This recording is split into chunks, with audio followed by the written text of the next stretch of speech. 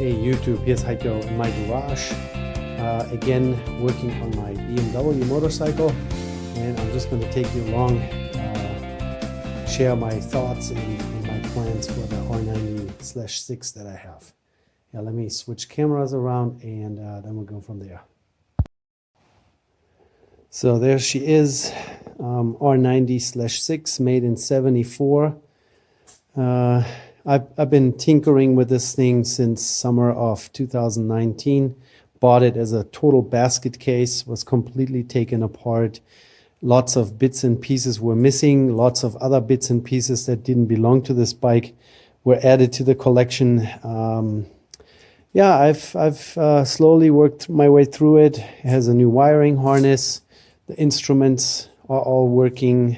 The engine and the transmission are just fine. You know, there's always room for improvements. Yesterday, I installed new rocker shafts in here. The old ones, even though I already had replaced the rocker bearings, the needle bearings in there, they still had too much play. And I found a source in Germany that sold a brand new set of rocker shafts to me for €65. That's about $70. Couldn't pass that up. So there are new rocker shafts and new bearings in there now, and has quieted down the valve train quite a bit. It's still the old version where there are no spacers and no plastic washers in there to quiet it down. So this is the one piece with a needle bearing, and it's fine. You know, as long as the valves are adjusted correctly. What else did I do? Oh yeah. Just posted a video about using the Harmonizer made by the company that also makes the cat dash. Works really well. It's still hanging here in my RAM mount. I also had added a second brake here in the front. I managed to get all those pieces together pretty inexpensively. The lower fork slider came from the UK. Was pretty weathered and pretty corroded, you know, where the bolts goes through and all that.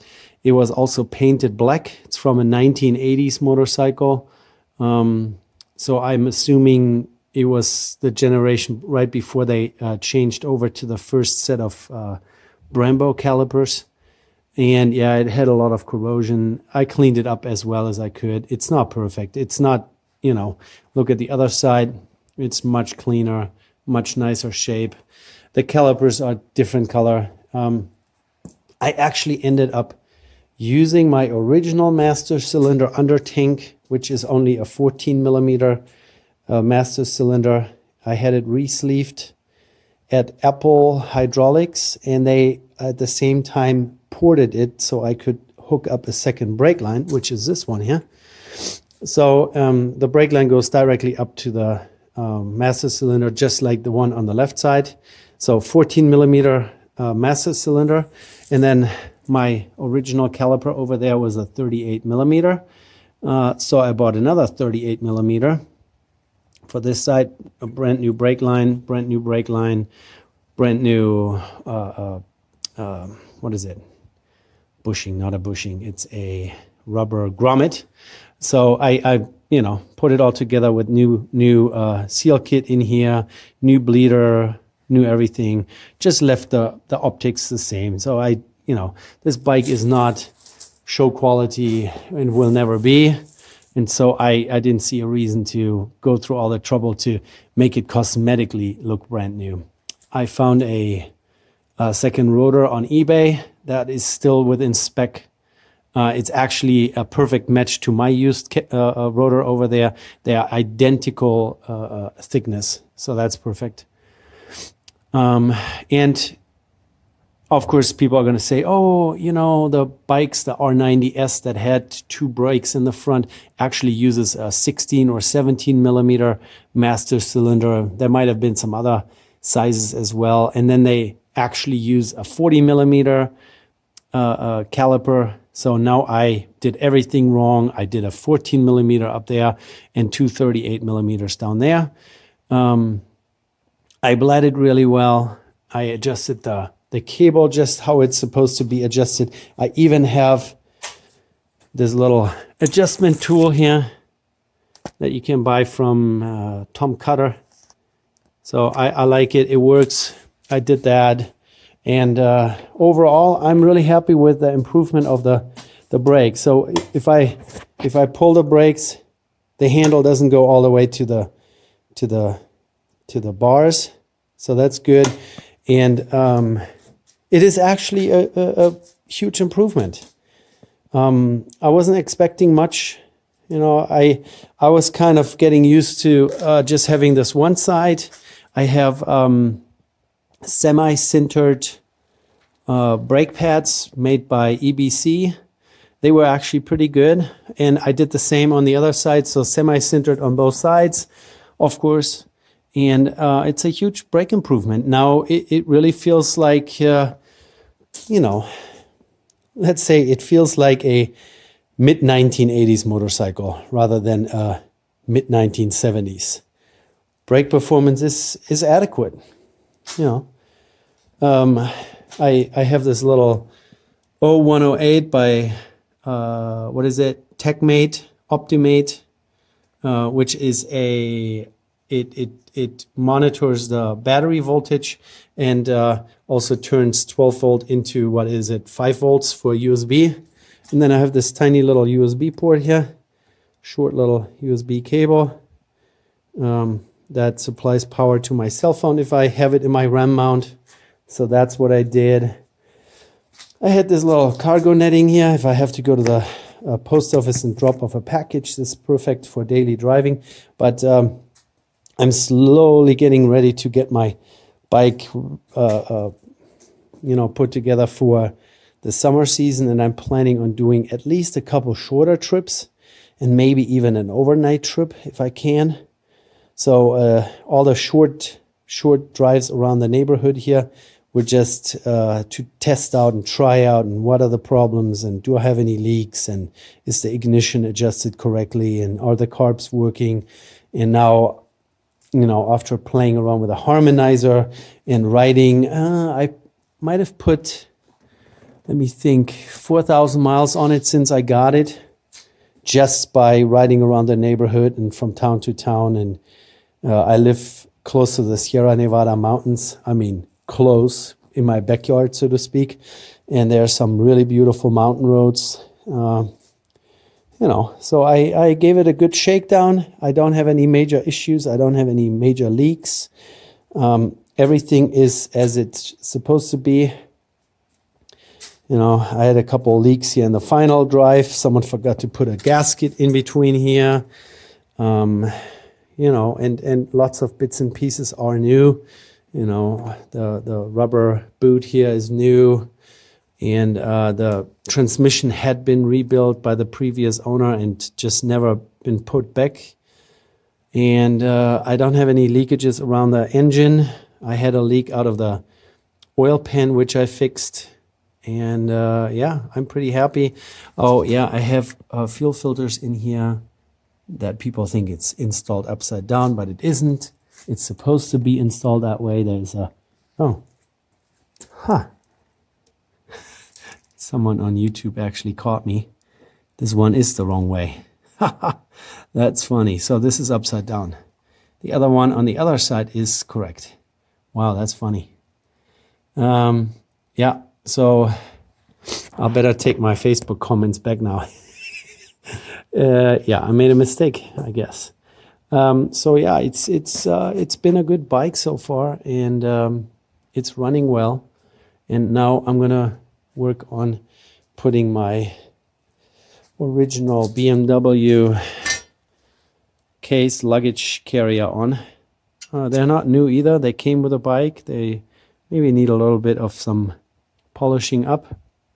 I usually just use super fine steel wool, and then I rub it down with some chrome polish afterwards. So this is cool. And I'm going to take you along putting those on. You know, that one long arm down there attaches right behind the passenger foot pegs.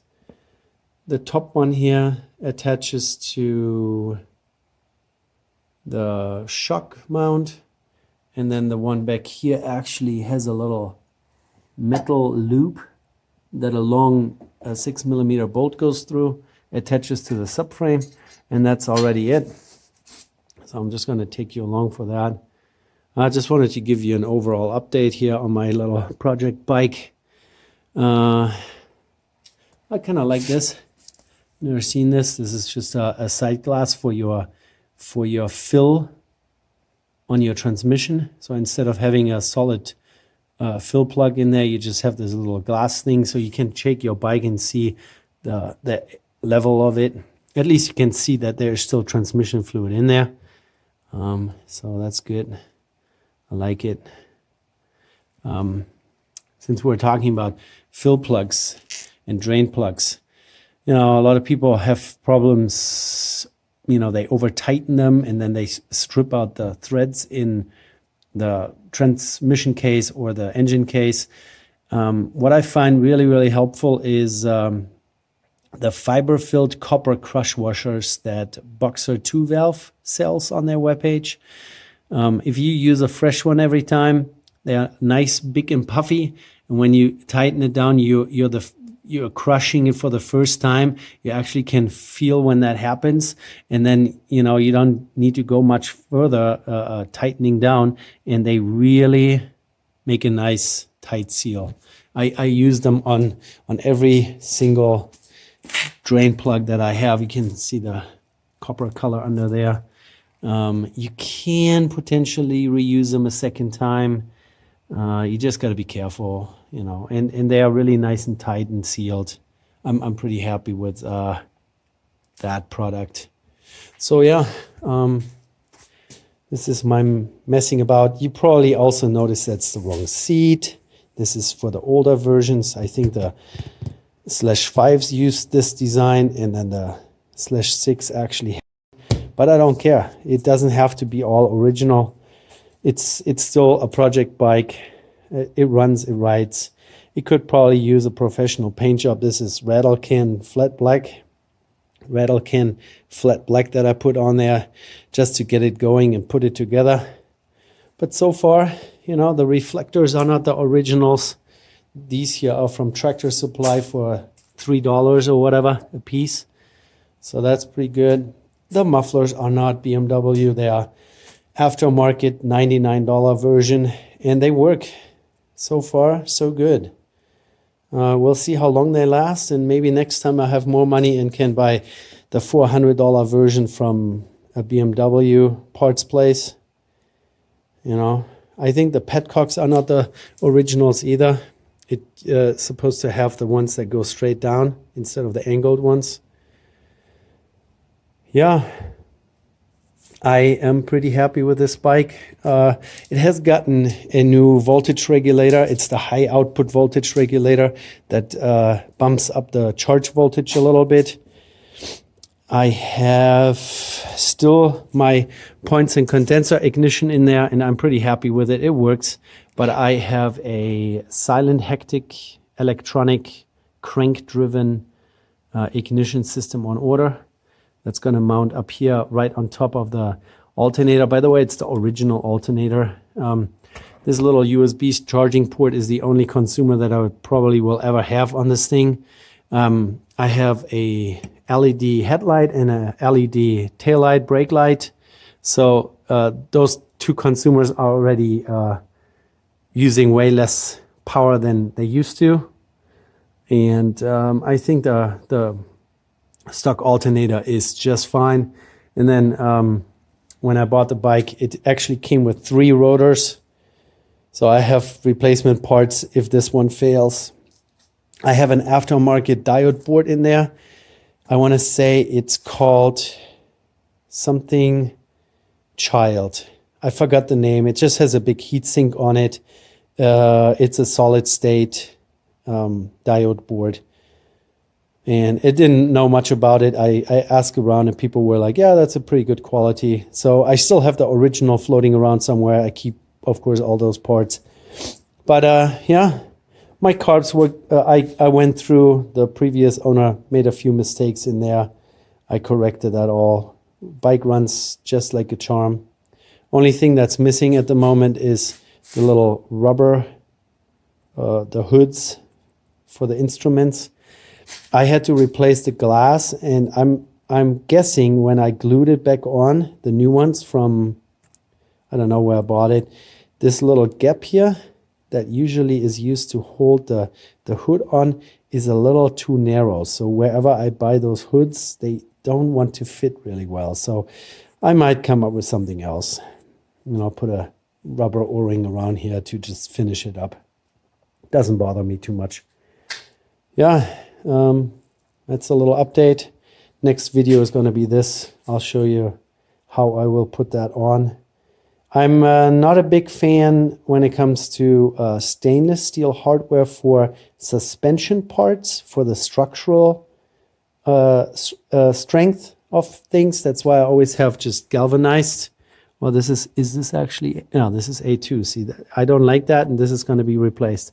I usually put 12.9 or 10.9 rated, just galvanized hardware on it, at least on all the suspension parts.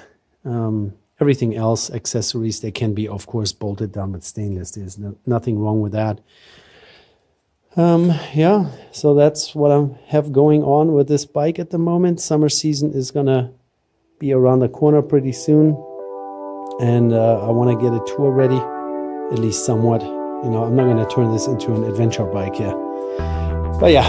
All right, you guys, thanks for watching. If you like those types of videos, please give me a thumbs up and subscribe to my channel. Take care.